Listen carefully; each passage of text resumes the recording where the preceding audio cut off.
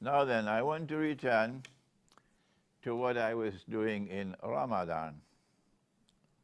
Bismillah.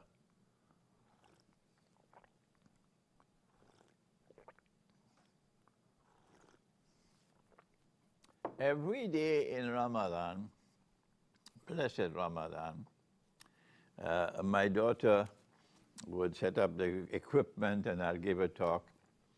And it was put on YouTube, it was put here in IBN as well.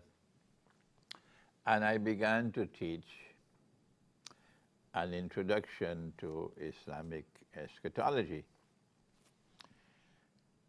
And I argued that the pivotally most important subject of all in the Quran with which to study Islamic eschatology is Gog and Magog, because Gog and Magog are firmly located in the Quran, in the ayat muhkamat, mentioned by name in the Quran. But the subject of Dajjal is in the Quran, but only ayat mutashabihat. You have to interpret them, excuse me. And so I was devoting attention to Gog and Magog when Eid al-Fitr came, and my sessions had to be suspended because my daughter was having her exams at the university. And I remember while introducing the subject of Gog and Magog, I said, this is the test of Islamic scholarship. It is this subject which separates those who know Islamic eschatology and those who don't. Those who have Islamic scholarship for Akhir Zaman and those who don't. This is the subject. This is the defining subject in Akhir Zaman, the subject of Gog and Magog. If you understand the subject of Gog and Magog correctly, then you can turn to the subject of Dajjal. So now, the rabbis had asked Muhammad alayhi salatu wasalam these three questions, which only a prophet can answer. So you cannot find the answer in history, in the books of history. No. Historical data cannot answer. Ask him about the great traveler who travels to the two ends of the land. If this was a historical personality, anybody could answer it. But only a prophet could answer this. So it cannot be a historical personality. Yet I'm inundated. No, Sheikh, it was Cyrus. No, Sheikh, it was Suleiman. No, Sheikh, it was this or that and the other. The great traveler is not someone whose name is located in history, because only a prophet knows him. Only a prophet can answer the question about the great traveler. So please don't send me your emails arguing that the great traveler was Alexander or this one or the other one. Save me that time, please. He traveled to the two ends of the land. And Allah subhanahu wa ta'ala responded to the question. And notice his methodology of response, that he first repeats the question and then he answers it. And his answer was, وَيَسْأَلُونَ بَعْدَ أَعُوذُ بِاللَّهِ مِنَ الشَّيْطَانِ الرَّجِيمِ وَيَسْأَلُونَكَ عَنْ Dzulqarnain. And they question you about Dzulqarnain.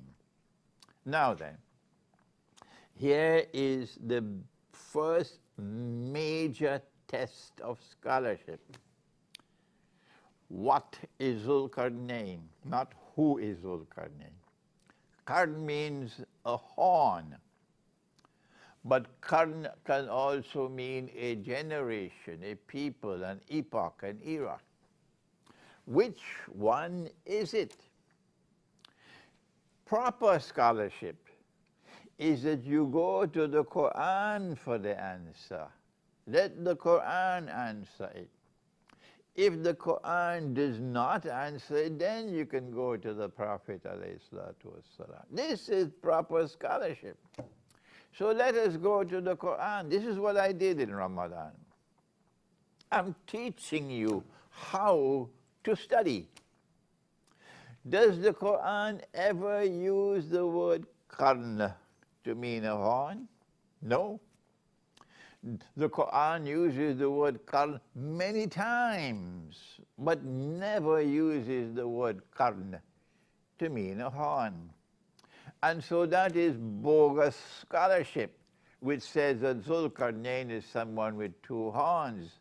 No, forget that scholarship. Don't waste your time with them. When the Quran speaks of Dzulqarnain, the Quran is not speaking of someone with two horns. Therefore, what does it mean? It means that the Quran is speaking about someone who impacts on two ages, two peoples, two generations. And the Quran now proceeds to tell us about the first one. This is scholarship. The Quran proceeds to tell us about the first qarn. Will you not think? What's wrong that you stop thinking? You must now direct your attention. If this was the first qarn, what will be the second? That is scholarship. But Dr. Muhammad Iqbal, he said it, and it is such a sad statement. That great scholar of Islam, Dr. Muhammad Iqbal, he said this ummah stopped thinking 500 years ago. Tell that to the Mufti for me. And so, Dzulqarnain is a traveler whose story impacts on two ages, two epochs, two generations, two peoples. Now then, we will have to devote attention to the second qarn. But we can only do that after we've studied the first qarn. And in the first qarn, we are told, the first qarn means the first age, the first time, we are told that Dzulqarnain is someone who's been endowed by Allah with power. But he also has faith in Allah. And so when power rests on the foundations of faith, how will power be used? The Quran proceeds to tell us about the first journey and then tells us about the second journey. The first journey ended where land finished and there's only water. So the second journey will have to finish where land finishes and there's only water. So between two bodies of water he travels. But the Quran did not stop there. Allah knew that the rabbis wanted to know whether Nabi Muhammad ﷺ knew about the third journey. It was the third journey which led to Gog and Magog. And Gog and Magog is a subject only a prophet would know about. Our prophet said about Gog and Magog, when they are released, yes, he said the first of them will pass by the Sea of Galilee on their way to Jerusalem. And by the time the last of them pass by the Sea of Galilee on their way to Jerusalem, they say, there used to be water here. There's a very famous prophecy of Nabi Muhammad ﷺ. And so the Sea of Galilee has pivotal strategic importance in Akhiru Zaman. The water can go up and go down, but we know that so long as there is water in the Sea of Galilee, Gog and Magog are still passing by.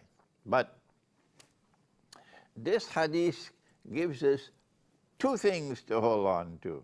Number one, that because they have to pass by the Sea of Galilee on their way to Jerusalem, they're coming from the north. Did you hear that? The Sea of Galilee is located north of Jerusalem. So if you are passing by the Sea of Galilee to reach to Jerusalem, you're coming from the north of the Holy Land. So we have to look for two bodies of water located to the right and to the left, the east and the west, north of the Holy Land, to find the geography of Gog and Magog. Are you following me? Or do you go into school only in the holidays? The second thing that this hadith tells us of is that Gog and Magog have a link with a certain town or city. That town or that city is Jerusalem. The name of Gog and Magog is linked with a town or a city. And that town or that city is Jerusalem. These are the two main things that we get from this hadith. And the third one, of course, is that the water level in the Sea of Galilee will constantly decrease while Gog and Magog are passing by. Now then, so now Dzulqarnain travels in the direction of the setting of the sun. And that is going westward, isn't it?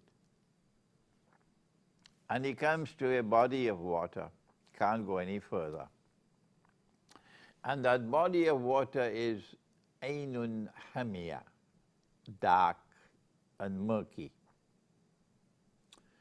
Well then, can we identify that body of water?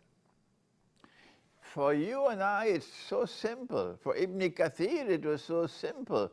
But for those who refuse to think or find it inconvenient to think, it's a different matter. There are only two bodies of water, one.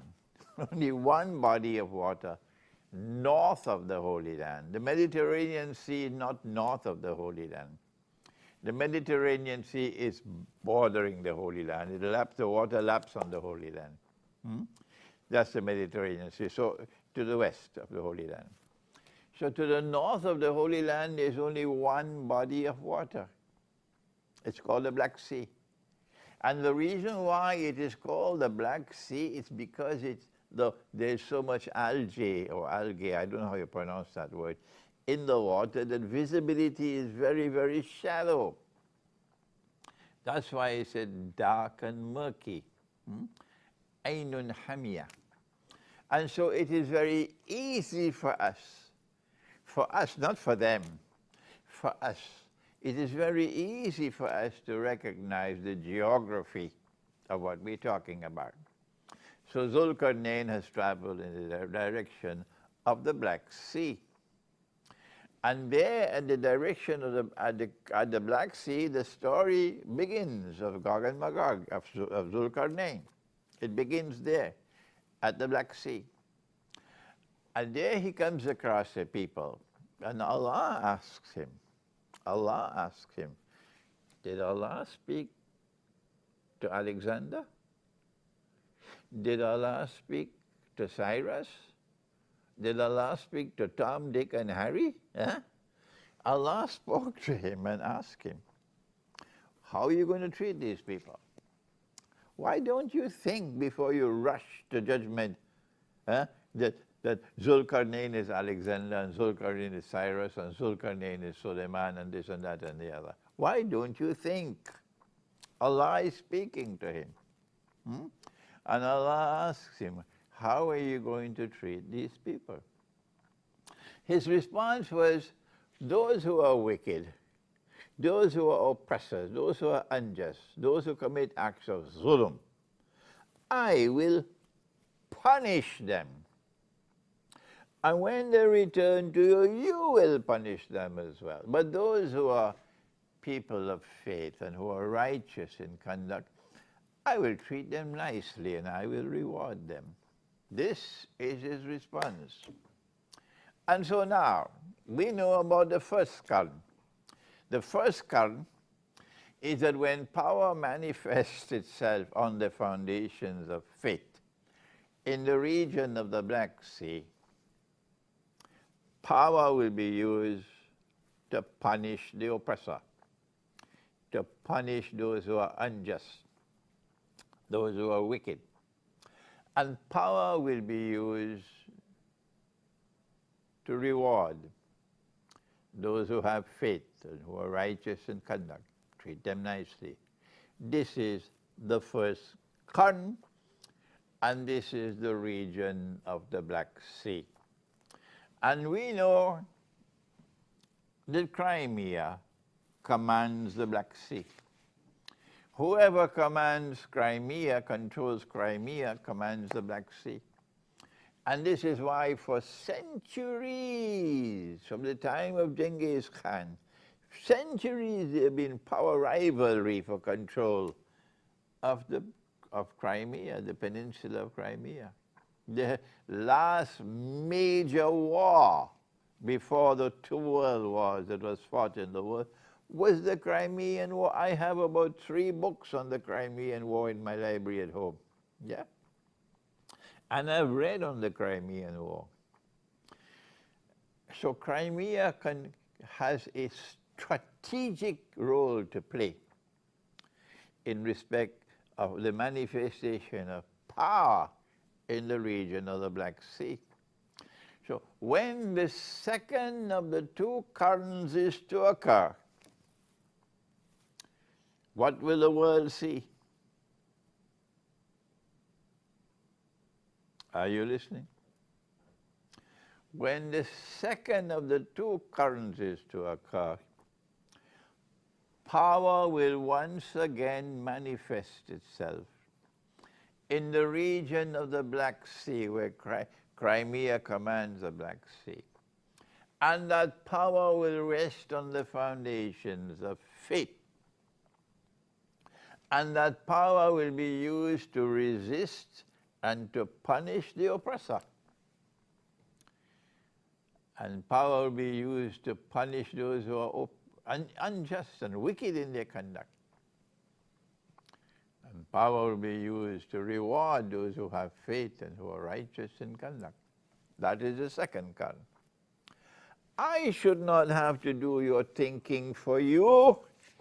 Why can't you think yourself? This is why now so many emails I'm getting.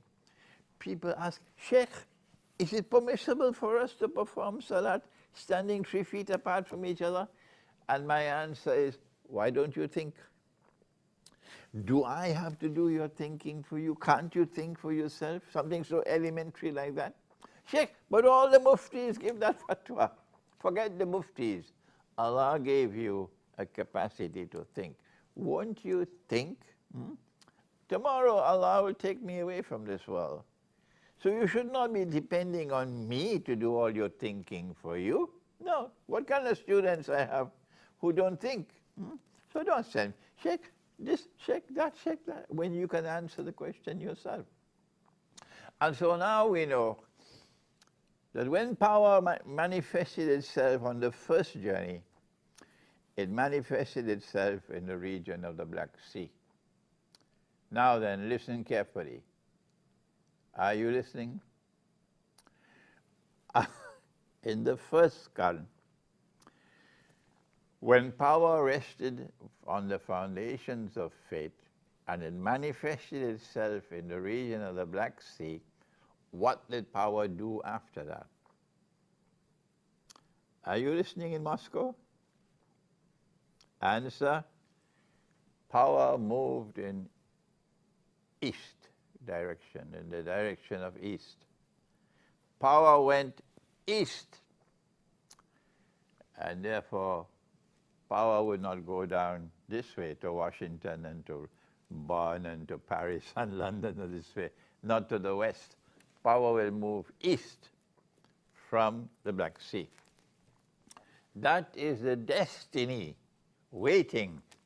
Those who are blessed to have power in Akhiru Zaman, power resting on the foundations of faith, and that power manifesting itself in Akhiru Zaman in the region of the Black Sea, which Crimea commands. I'm doing my thinking for you. Think about it, and you will now construct the house of knowledge that I'm building, only the foundation for you.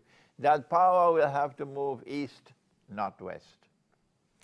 So Dzulqarnain then traveled in the direction of the rising of the sun, and that's the destiny. That's the destiny of the second of the two currents as well. The second of the two currents will have to move. Tell them this in Moscow. We'll have to move in the direction of the rising of the sun. There are many in Russia who are not going to be happy with what I'm saying. They're not going to be happy because they are wedded with the Western world. When he traveled in the direction of the rising of the sun, he came across a people.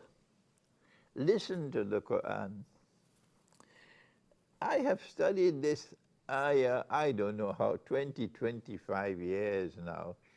And slowly, slowly, painfully slowly, agonizingly slowly, I'm beginning to understand the ayah. Knowledge doesn't come like this on your plate. You have to plant to be able to reap.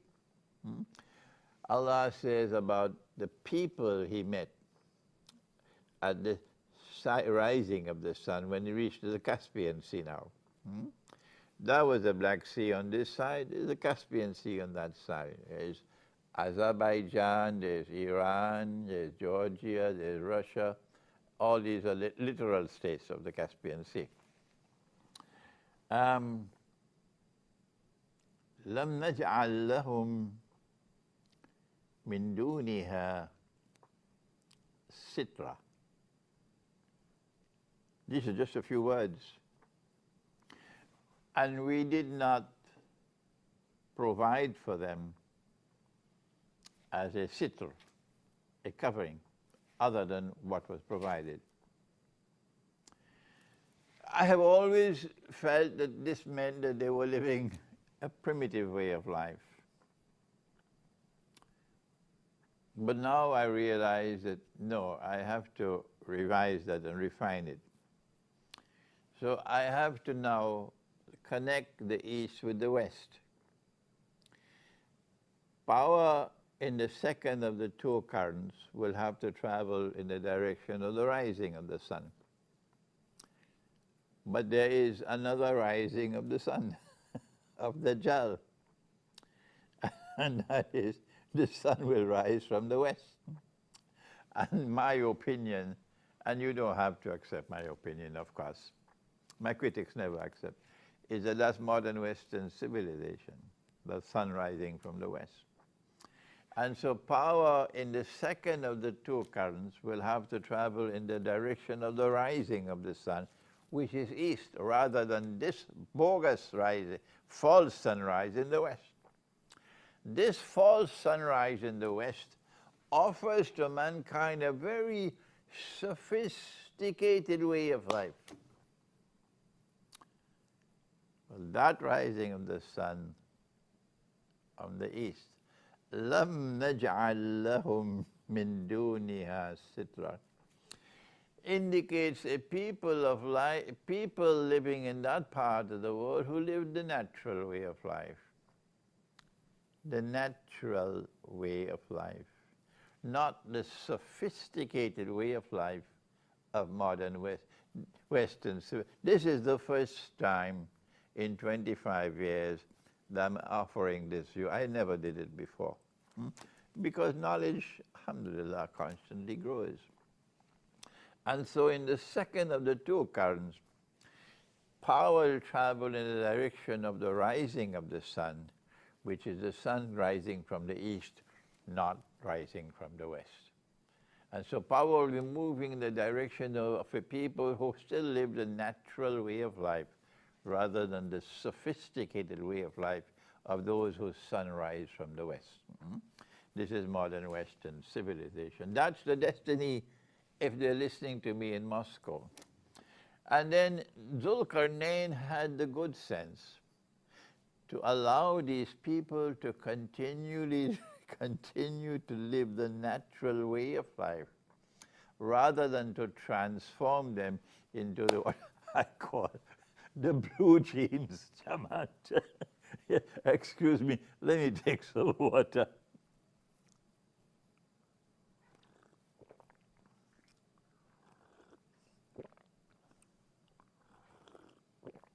I once gave a talk in Boston on this subject, and a little 11-year-old girl was horrified, went to her grandfather, "What's wrong with blue jeans?"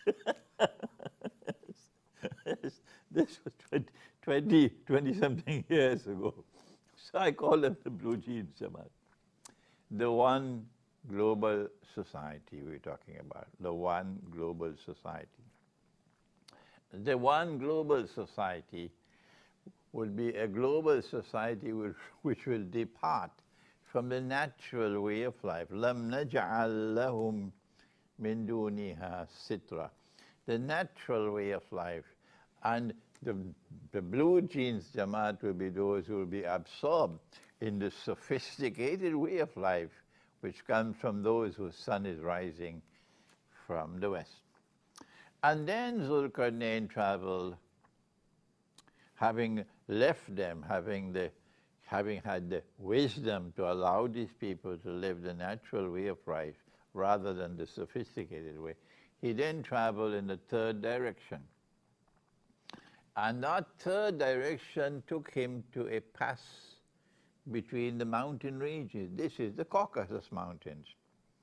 And there's only one pass in this mountain range, and that's the Darial Gorge. And the Quran tells us about the pass. It says that the two sides of the pass is bain al-sadafain, that it was like the two sides of a shell, you know, slightly curved like this. Looking at my hands? Sadafain. And up to this day, at the Darial Gorge, you see the mountains like the two sides of a shell. And so it is there that he came across a people on his third journey. لا يكادون يفقهون قولا. He could not understand. No one could understand their language because their language was unique. It was unconnected with any other languages in the region, and that is to this day the Georgian language. The Georgian language is unconnected with any other regional languages. And so we now have the geography of the location, the Darial Gorge. And there, the people ask him, "Can you help us? Can you build a barrier for us to protect us from Gog and Magog? Inna Ya'juja wa Ma'juja mufsiduna fil ard." That Gog and Magog are committing fasad. Fasad is that corruption which destroys, destructive corruption. For Allah reserved the worst punishment of all. This is punishment which is intended to prevent others from doing it. I've forgotten the word now, what is used for that kind of punishment, in the philosophy of punishment. Deterrent punishment, that's it, deterrent punishment. Deterrent punishment. Cut off their hands and feet from opposite sides and crucify them. This is in the Quran. This is for fasad. And this is what Gog and Magog are doing. Fasad. Gog and Magog have to be human beings. Yes? Yes. There are only three categories of beings that Allah created. They are angels, they are jinn, and they are human beings. When will you learn to think? And when Allah sent human beings, He sent them to live on the earth, not in the interior of the earth. When will you learn to think? So Gog and Magog are human beings. They're not angels and they're not jinn. I'll tell you why in a moment. So they said, "We are prepared to pay you if you can build a barrier to protect us, because this is the gorge and they're behind the gorge. If you can block this, then they can't come and we are safe from them." Dzulqarnain should have said, okay, I'll do it, because he has the power to punish the oppressor. That's what he just said. When Allah asked him, how will you use your power, how will you treat them? He said, I'll punish the oppressor, I'll punish the wicked. So why did he not say, I'll punish them, the wicked people, the oppressors, the people committing fasad? Why did he not say that?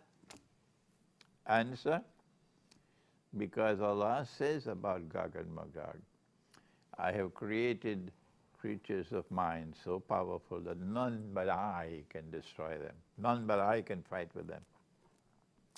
So they have a power which no earthly power can resist.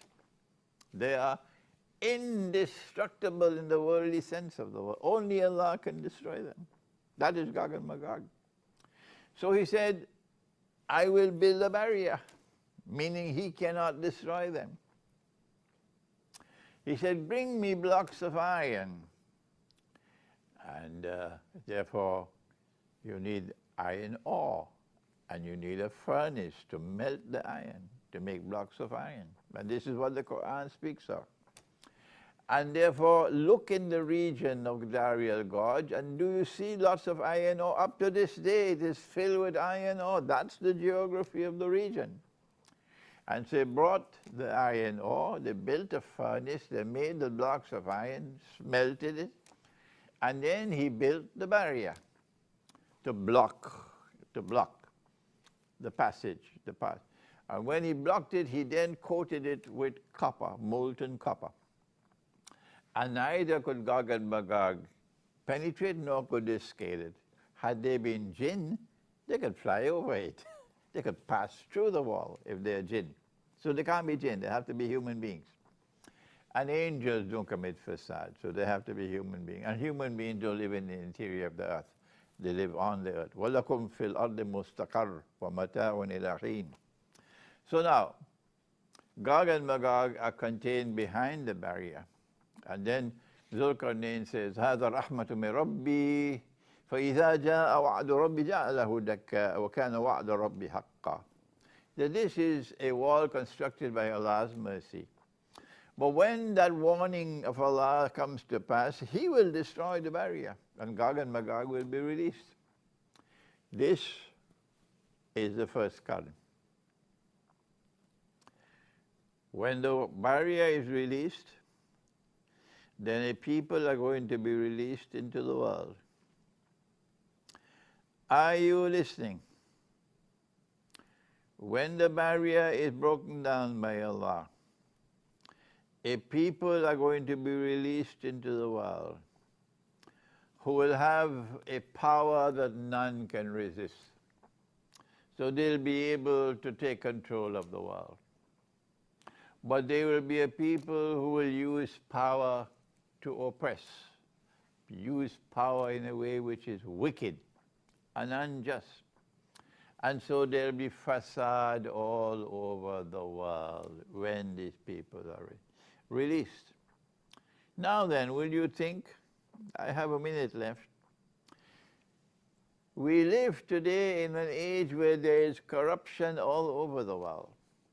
There's fasad in the political system, there's fasad in the economy, there's fasad in the monetary system, there's fasad in education, there's fasad in sports, there's fasad in agriculture. Shall I continue? All around us there's fasad. There's total corruption in the world.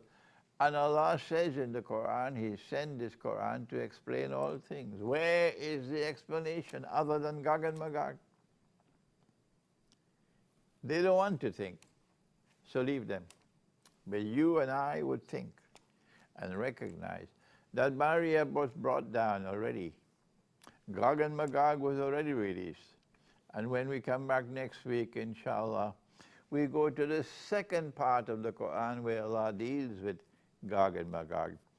And you will understand the Quran is teaching us that Gog and Magog have already been released. And now comes the second current. Thank you. Wassalamu alaikum wa rahmatullahi wa barakatuh.